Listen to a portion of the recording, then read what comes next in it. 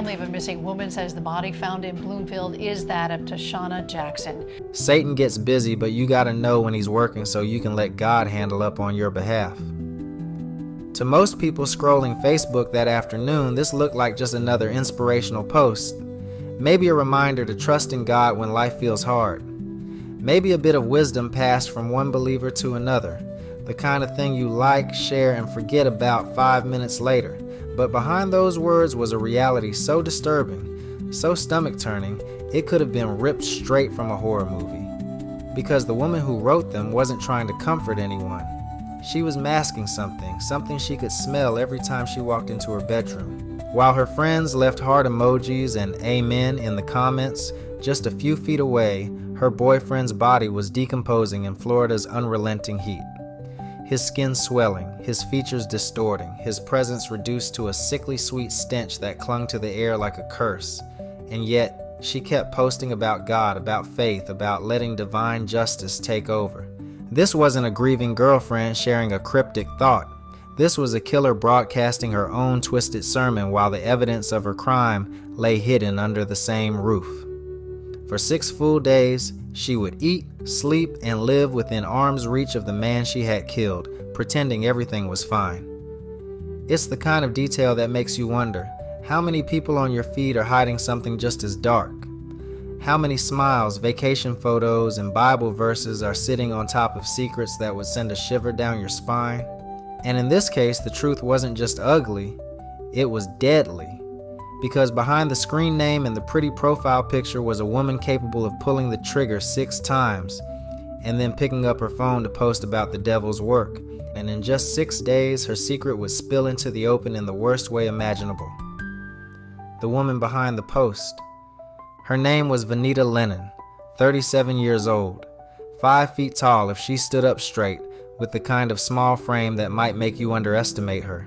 She was the type of person who could disappear into a crowd or slip under your radar entirely until she wanted your attention. Online, she seemed almost wholesome. Her Facebook was a patchwork of faith-based posts, shared prayers, quotes about overcoming hard times, and occasional selfies. She sprinkled in just enough personal updates to make it look authentic. A picture of dinner she'd cooked, a vague complaint about work, a shout out to friends. To anyone scrolling past, she seemed like a woman of faith trying to keep her life together. But the image was carefully curated. Behind the post was a mess she couldn't Photoshop away. Vanita's real life was nothing like her online one. She was broke, behind on rent, on the edge of eviction. Her relationship with Jason Bloomfield was strained, and she had a past she didn't talk about. A past full of police reports, court dates, and the kind of paperwork that makes landlords hesitate and employers think twice. Still, if you had met her on the street, you might have believed the version of herself she put online. She had a calm, almost casual way of speaking that made lies sound like truths. She knew how to tilt her head, soften her voice, and make herself look like the victim, even when she wasn't. Her friends, what few she had left, might have suspected she was going through a rough patch, but they couldn't have imagined what she was capable of. That while she posted about God and resilience, she was also hiding something grotesque in her apartment. Behind those posts was a secret so grotesque, even her closest friends wouldn't believe it. Jason Bloomfield, the ordinary man who didn't see it coming.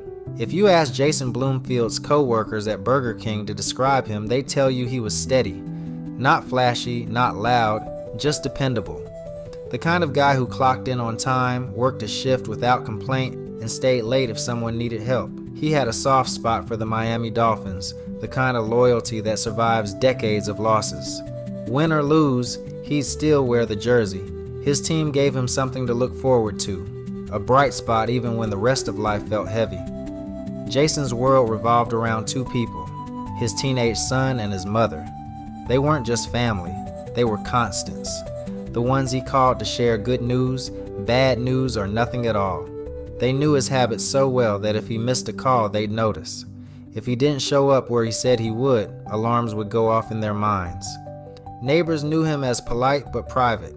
He'd say hello, maybe talk about the Dolphins game, and then get on with his day. He wasn't the type to start trouble. He wasn't the type you'd expect to be in danger. But the thing about danger is that it doesn't always announce itself. Sometimes it moves in quietly, wears a familiar face, and sleeps beside you at night. And that's exactly what had happened to Jason Bloomfield. And on one November night, those routines stopped forever. Trouble at home. From the outside, Jason and Vanita's relationship looked like any other couple struggling to get by. They lived together in a modest Fort Lauderdale apartment, splitting bills and sharing a life built around routines. But under the surface, things were unraveling. Money was tight, so tight that eviction notices weren't just a threat, they were a looming certainty. The tension was constant. Arguments sparked over bills, over trust, over the stress of trying to survive in a place where everything seemed to be getting more expensive by the week. November 23, 2024 started like any other day. Jason went about his routine. Maybe he was thinking about the next Dolphins game. Maybe he was figuring out how to pick up extra hours at work. But by evening, whatever future he was planning for himself would be gone. Around dinner time, neighbors in the complex heard something that would stick with them forever. 6 sharp cracks, one after another. Gunshots. In a quiet apartment complex, those sounds cut through the air like lightning splitting the night sky. Some neighbors froze, unsure if it was what they thought it was. Others convinced themselves it was fireworks or maybe a car backfiring. No one called the police right away, and in the apartment where the shots had been fired, the air turned still. No shouts, no movement, no sound but the ringing in the ears of anyone who'd been close enough to hear. The shots ended as suddenly as they began, but the silence that followed was even more dangerous. The first missing signs. The morning after the gunshots, life in Fort Lauderdale went on like nothing had happened except in one small corner of the city, where a clock quietly started ticking. At the Burger King where Jason worked, the opening manager flipped through the schedule. Jason was listed for the early shift. He was always there early, sipping coffee before clocking in, but his spot in the kitchen was empty. The first thought wasn't panic. Maybe his car broke down. Maybe he overslept, though that didn't sound like Jason at all. The manager called his cell, straight to voicemail. Tried again an hour later. Still nothing. Meanwhile, Jason's mother was dialing his number. She wasn't the type to wait days before checking in. She called just to hear his voice, to make sure he was okay. When he didn't pick up, she told herself he might be busy at work. Then she heard from the manager he hadn't shown up at all. His son texted him, then called. No answer. For a teenager, that silence was deafening. Jason wasn't the kind of dad who ignored messages, not even for a few hours. By that afternoon, the people who knew him best were all feeling the same tight knot in their stomachs. They didn't know why, but something was wrong. Very wrong. And while they called, texted, and wondered, there was one person who knew exactly why Jason wasn't answering. She knew exactly where he was, because she had put him there. But while they worried, the woman who knew the truth was weaving a web of lies. Web of lies. When neighbors knocked to ask about the loud bangs the night before, Vanita didn't hesitate. Her face stayed calm, her voice even. Oh, those? Just a friend of hers, messing around with a gun outside, nothing to worry about. It was the kind of story that made no sense and perfect sense at the same time. Vague enough to discourage more questions, casual enough to make it sound harmless. But when Jason's family called, she switched scripts entirely. This time it wasn't gunfire from a friend, it was heartbreak. According to her, she and Jason had broken up because he'd been cheating on her with his ex-girlfriend. She painted the other woman as trouble, someone who'd been interfering for years. She made it sound like Jason had walked out just like that and left her behind. Neighbors noticed the apartment was unusually quiet. No TV, no footsteps, no clinking dishes or murmured conversations. The sounds of daily life that usually slip through thin apartment walls were gone, replaced by stillness. What they couldn't know was that the reason for the silence was lying in a bedroom on the other side of that wall. But the truth wasn't that Jason had left, it was that he could never leave. Vanita's dangerous past. On Facebook, Vanita looked like a woman of faith, someone working hard to better herself. But dig beneath the carefully chosen posts and filters and another picture emerged, one written in court records. She was a convicted felon. Her rap sheet included fraud, theft, and other charges that suggested not one bad choice, but a pattern. She'd been arrested more than once, convicted more than once. This wasn't someone unfamiliar with the system. This was someone who knew exactly how to work around it. Her life had been a carousel of addresses, bouncing from Miami-Dade to Broward County and back again. She never stayed in one place for long, often leaving behind unpaid bills, strained relationships, and a trail of people who were glad to see her go.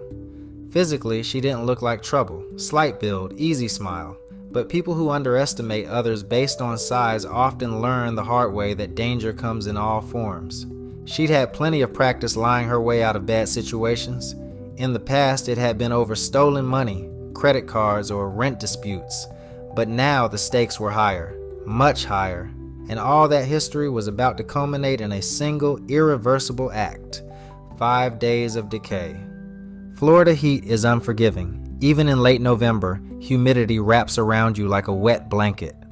For the living, it's uncomfortable. For the dead, it's a rapid march toward decomposition. In that small Fort Lauderdale apartment, Jason's body lay in a bedroom, slowly breaking down. The smell would have seeped into the carpet, the walls, the very air. A sweet, rotten odor that no candle, air freshener, or open window could truly mask. And Vanita lived in it, slept in that same apartment, ate meals, scrolled social media, went to work. To anyone watching from the outside, her life looked perfectly ordinary. Errands, posts about faith, casual chats with neighbors. But behind her closed door, the air was heavy with the scent of death. She must have stepped over that threshold countless times, walked past the body she put there, and never flinched. Every time Jason's phone buzzed with a text from his son, she saw it. Every call from his mother, she knew, and she did nothing. She was playing a game with time, believing that if she could hold out long enough, maybe the questions would stop. Maybe people would believe her lies. But on the 5th day, the walls of that apartment couldn't hide the truth any longer. The discovery. 5 days after Jason Bloomfield was last seen, his family's worry had shifted into full-blown dread. His son couldn't sleep. His grandmother, Jason's mother, was checking her phone constantly, hoping for a message that never came. On the 5th day, they couldn't take it anymore. If no one else was going to check on him, they would. They arrived at the Fort Lauderdale apartment complex in the late afternoon. The hallway outside Jason's door was quiet, but the moment they stepped closer, something felt off. The air seemed heavier. They knocked. No answer. They called his name. Silence. Finally, with shaking hands, his mother slid her key into the lock. The door opened and the smell hit them like a wave. If you've ever smelled decay, you know it doesn't just stay in your nose. It coats your throat, settles into your clothes, sticks to you like an invisible stain. It's sweet, it's sour, and it's instantly recognizable. They stepped inside, maybe telling themselves it was something in the trash, maybe food left out. But the smell grew stronger with each step toward the back of the apartment. And then they found him. Jason's body lay in a small bedroom, swollen and unrecognizable, skin marbled by the unmistakable signs of advanced decomposition. The Florida heat and humidity had done their work, turning the man they loved into a sight no one should ever have to see. His son's scream cut through the apartment, a sound of shock, grief, and horror all at once. His grandmother tried to shield him, but you can't unsee something like that. She pulled out her phone and called 911, her hands trembling so badly she nearly dropped it. The dispatcher on the other end would later say her voice was almost incoherent with panic. Within minutes, the apartment complex was swarming with police cars, crime scene vans, and medical examiners. Yellow tape went up, cameras started clicking, and the quiet hallway was now the center of a homicide investigation. And just minutes later, the killer would come driving back home. The killer returns. As investigators were photographing the scene, a silver BMW pulled into the complex parking lot. The driver's door opened and out stepped Vanita Lennon. She saw the police cars, she saw the yellow tape, and in an instant she put on the performance of her life. Loud wails, shaky voice, the body language of someone in anguish. But one detail stood out to the officer watching her closely. There were no tears. Not one. She was making the sounds of grief without the substance. No red eyes, no wet cheeks, just noise. Vanita tried to push her way toward the apartment, asking what had happened, pretending to be shocked. But the officers had seen enough fake emotion in their careers to recognize the difference between real heartbreak and theater. Detectives began asking her basic questions. Where had she been? When had she last seen Jason? Her answers were slippery. She repeated the breakup story to Jason's family, but when pressed, claimed she didn't know where he'd gone after. The contradictions were piling up. Neighbors said they'd seen her in the building after Jason's disappearance. The BMW she was driving, registered to Jason. The gunshots? No police reports matched her friend shooting nearby story. Even as she tried to keep her voice steady, her body language told a different story. Tension in her shoulders, darting eyes, answers that grew shorter as the questions got longer. The officers knew they had to tread carefully. They didn't have the full case yet, but her lies were already starting to crumble. And then technology stepped in to tell the story she couldn't lie her way out of. The investigation breaks open. Detectives pulled her cell phone records. In modern police work, your phone is like a witness that never forgets.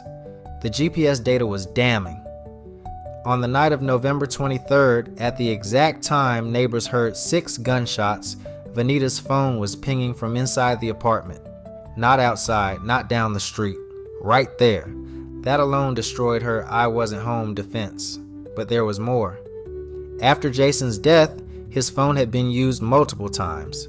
Not to call for help, not to contact family, to log into his bank account, to send money through Zelle. The transfers were small enough to maybe avoid suspicion at first. $50 here, $200 there, but they added up. And they weren't one-time withdrawals in panic. They were deliberate, repeated over several days. In between those transactions, Vanita's phone data showed her going about her daily life. She went to work, she ran errands, she drove around in Jason's car, and all the while Jason's body was lying in that bedroom, breaking down hour by hour. To detectives, the evidence painted a chilling picture. Not a crime of passion, not self-defense, but a cold, calculated killing followed by calculated theft. But the worst was yet to be revealed, the true nature of Jason's death, the murder scene reconstruction. Forensic teams reconstructed Jason's final moments. The blood patterns told the story before anyone spoke. Jason hadn't been killed in the bedroom where his body was found. He'd been in the living room, probably sitting down, when Vanita pulled the trigger. 6 shots, not one in panic. 6, enough to ensure he was gone. After the killing, she faced the task of hiding what she'd done. For a 5-foot woman, dragging the dead weight of a grown man into another room wasn't easy. Investigators noted drag marks on the floor, smears where blood had mixed with cleaning agents. She tried to erase the scene, bleach, rags, mops. The smell of chemical cleaner still lingered in the air. But cleaning blood isn't as simple as it looks in the movies. It seeps, it stains, it leaves traces no matter how hard you scrub. Once the body was in the small bedroom, she moved a couch to block the door, an improvised barrier to keep anyone from stumbling onto the scene. Then she shut the door and went on with her life. This wasn't panic, this was planning. And still, she believed she had bought herself time. The arrest. The weeks after Jason's death turned into months, but detectives didn't rush. They were building a case so airtight that Vanita Lennon wouldn't have a crack to slip through. Every interview, every piece of forensic evidence, every bank record stacked neatly into a timeline that showed exactly what had happened. Witnesses were lined up. GPS data was locked in. The forensic pathologist's report confirmed what they already knew. Jason had been shot multiple times at close range. The financial records showed theft after death, and Vanita's lies, they had been documented in full, ready to be ripped apart in court. Then on May 2nd, 2025, it all came to a head. A Fort Lauderdale patrol officer was running a routine sweep when he spotted a familiar face. He didn't need to think twice. He'd seen her wanted poster, the one marked with a murder charge. He called it in. Backup arrived, and in the middle of an ordinary Florida afternoon, Vanita was taken into custody without a fight. No dramatic chase, no shouting match. Just the quiet click of handcuffs around the wrists of a woman who had spent months pretending she was untouchable. At the station, her criminal history came into sharper focus for the prosecution. They weren't just charging her with murder with a firearm, they were also hitting her with career criminal status, thanks to her long list of prior convictions. Fraud, theft, deception as a way of life. The evidence was overwhelming, the charges were severe, the paper trail was damning. But even faced with overwhelming proof, Vanita's next move shocked everyone. The courtroom lies. On May 28th, Vanita was brought into court for her arraignment.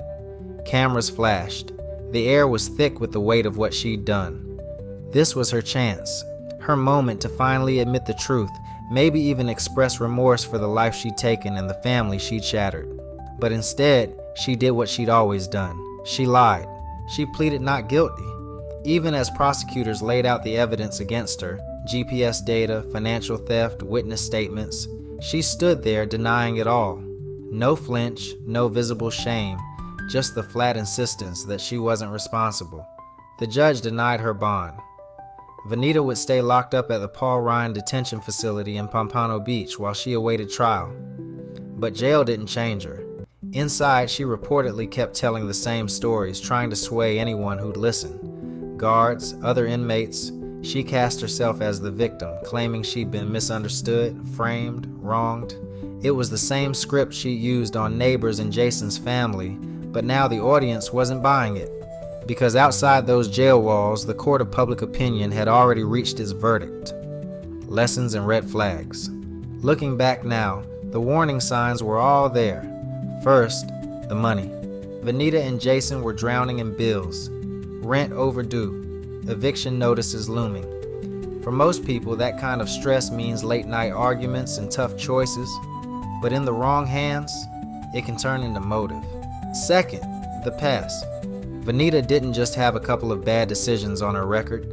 She had a lifetime of them. Fraud, theft, a pattern of breaking the law whenever it suited her.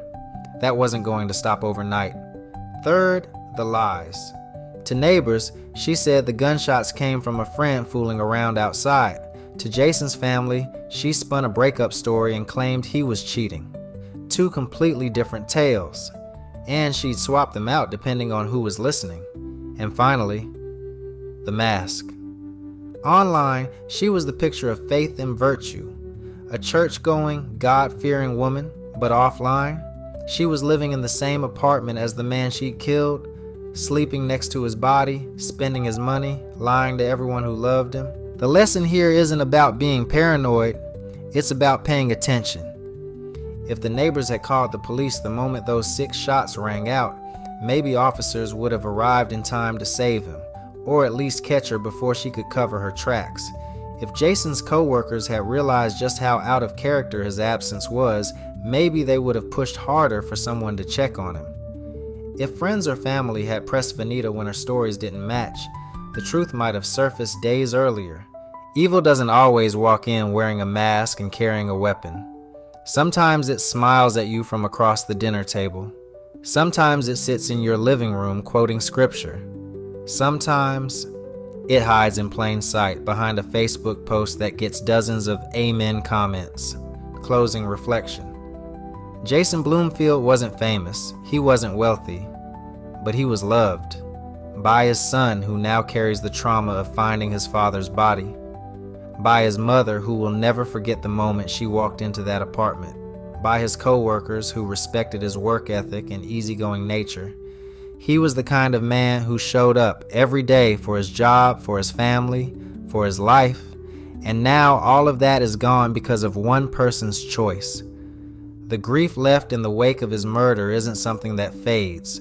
It sits in the empty chair at family dinners. It's in the Dolphins jersey that will never be worn again. It's in the unanswered text messages on a phone that will never light up. Jason should still be here, cheering for his team, working his shifts, calling his mom, making his son laugh. We can't undo what happened to him, but we can learn from it. We can look out for one another, speak up when something feels wrong, and never ignore the signs that danger might be closer than we think. Jason Bloomfield should still be alive, and knowing his story might help save the next life. Do me a favor. Like this video so more people see it, and subscribe so you don't miss the next deep dive. We've got more real cases ahead, just as shocking, just as unpredictable, and I promise I'll bring you every angle I can with the care stories like these deserve. Turn on notifications, drop your thoughts in the comments, and tell me, what part of this case stuck with you the most?